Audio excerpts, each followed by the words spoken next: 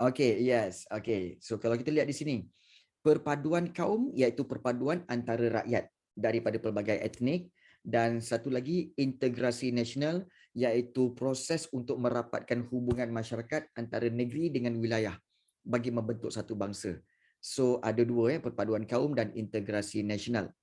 Kemudian kita tahu bahawa okey, latar belakang hubungan kaum ini okey, kalau kita lihat iaitu berkaitan dengan kesan dasar British, di mana kita tahu pentadbiran British telah mengutamakan sektor ekonomi dan membawa masuk para pekerja daripada luar untuk bekerja dalam pelbagai sektor. Itu satu. Okey, okey. Kemudian juga nak share ke? Nota ni nak share ke? Korang nak ke? Okey. Baik. Itu saya kata nak share kalau kita orang buat latihan. Okey. Ya. Okey. Sebab hanya 7 orang saja yang buat latihan. 7 orang tu je lah yang dapat. Okey, baik. Sorry Okey. So, okey. Allahu Rabbi. Okey. Kemudian yang kedua, kegiatan ekonomi dan pertempatan. Kan. Tak aci. Kena buat dulu. Okey.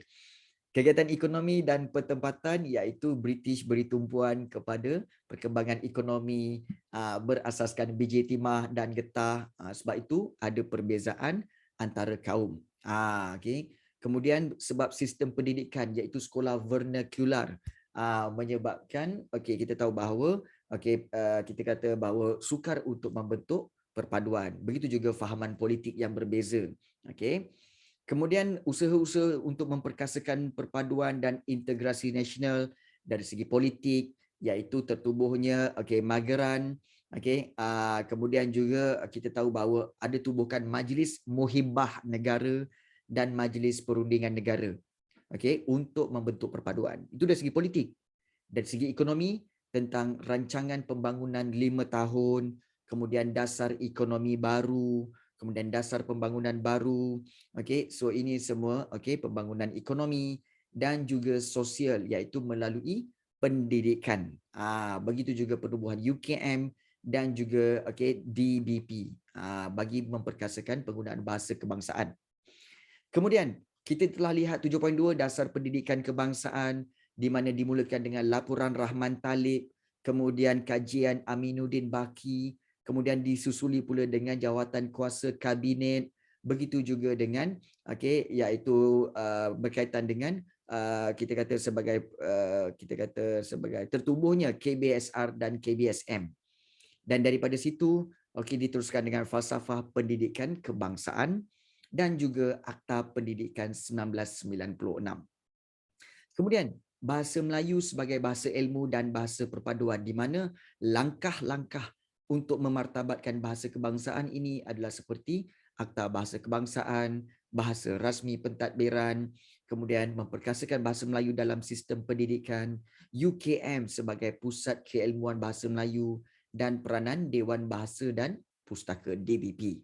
Okey, so itu berkaitan bahasa. Dasar kebudayaan kebangsaan pula, di mana untuk mewujudkan perpaduan negara dan integrasi nasional melalui seni dan kebudayaan. Dan dasar ini dah menjadi garis panduan. So kalau kita lihat di sini, antara yang boleh dikatakan tentang dasar kebudayaan kebangsaan ini iaitu berasaskan kepada 3 prinsip utama berdasarkan kebudayaan asas rantau Melayu, kemudian unsur kebudayaan lain diterima pakai dan juga Islam menjadi unsur penting. 3. Kemudian kita telah lihat juga tentang agensi-agensi pelaksanaan seperti Kementerian Pelancongan dan Kebudayaan serta banyak lagi, dan juga citra warna serta penggiat budaya, di mana citra warna ialah program-program untuk mewujudkan kebudayaan kebangsaan dan wujudnya ke penggiat-penggiat budaya seperti Azhar Aziz, Hamzah Dolmat dan juga Lim Suitin daripada kesusasteraan. Baik, kemudian sukan. Sukan sebagai alat perpaduan, kita telah lihat tentang dasar satu murid satu sukan dan rancangan integrasi murid untuk perpaduan. Kemudian ada ditubuhkan MASUM iaitu Majlis Sukan Universiti Malaysia. Begitu juga ada Sukma Sukan Malaysia dan kita telah banyak menganjurkan sukan-sukan di peringkat antarabangsa. Dan kemudian kita telah lihat kejayaan Malaysia, kebanggaan bersama dan juga laungan Malaysia boleh ini untuk menyemai semangat cintakan negara dan perpaduan. Dan kita lihat juga ada kepimpinan berwibawa serta peranan beberapa organisasi dalam perkembangan sukan seperti Kementerian Belia dan Sukan, Majlis Sukan Negara dan juga Majlis Olimpik Malaysia.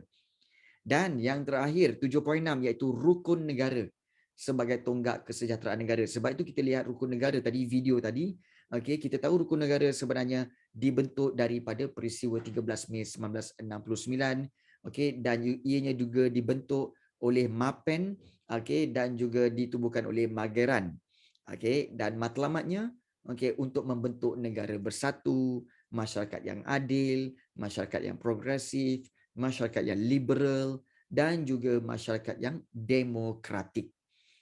Dan inilah 5 prinsip rukun negara: kepercayaan kepada Tuhan, kesetiaan kepada raja dan negara, keluhuran perlembagaan, kedaulatan undang-undang, dan yang terakhir iaitu kesopanan dan kesusilaan. So inilah dia nota ringkas berkaitan dengan bab yang ke-7. Dan yang batch terawal yang menerimanya adalah 7 orang yang telah menghantar latihan itu. So untuk yang lain-lain, selepas kelas ini cikgu sediakan satu lagi latihan. So yang lain-lain sila buat. Siapa yang buat, siap cikgu berikan nota ini. Itu janji cikgu. Alright. So, tak apa, it's okay. It's okay. Allah Syimir kan. Barang yang lepas jangan dikenang. Bendera yang kecil jangan diperbesar-besarkan. Don't worry.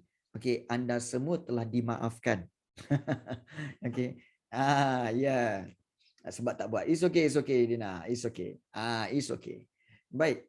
So, pada hari ini kita akan memulakan latihan kita dan latihan ini adalah dalam bentuk quizzes. Dalam bentuk quizzes. Rasanya macam dah lama tak buat quizzes kan. Jadi cikgu beri peluang kepada kamu untuk menjawab soalan-soalan dalam bentuk quizzes. Alright. So barang yang lama jangan dikenang. Baik. So cikgu berharap kamu semua boleh klik kepada link yang cikgu akan berikan dalam grup chat ini ya. So ini linknya dan anda dipersilakan masuk beramai-ramai. Silakan. Silakan masuk sekarang. Untuk memulakan latihan. Silakan. Masuk. So kita telah lihat Afiq Iman pun dah masuk.